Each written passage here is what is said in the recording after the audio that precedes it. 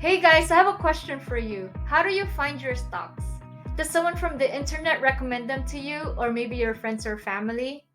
That's how I used to find my stocks, and boy oh boy did I learn something from that experience. When the market is going up, it's easier to make money. You can turn your 300,000 to 1 million in a short period of time. During this time, people are happy. They're recommending investing on Bitcoin or stocks, anything that would go up to the moon. But when the market is going down, just like it has in the past year, it's also easier to lose money. It's easier for your 1 million to come back down to 300,000.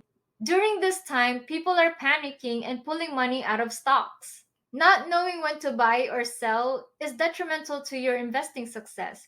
And no, I'm not talking about timing the market. You have to be a psychic to know when the stock is going to go down or when it's going to go up or when you've hit the bottom or when you're at the top.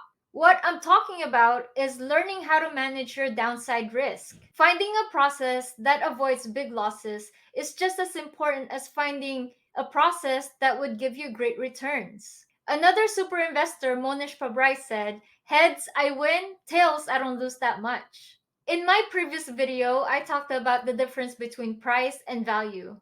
The price of stocks can be driven by hype or popularity. When stocks are hyped, its price can easily shoot up, but it can also easily come back down, if not faster. If you learn how to stay away from hyped stocks that are overvalued, where its price is greater than its value, then you will do great in the stock market. We're not trying to win the lottery here. We're trying to get our money to get us more money. It's all about building wealth. By the way, please don't forget to tickle that like button so YouTube will know to show this video to more people. Thank you.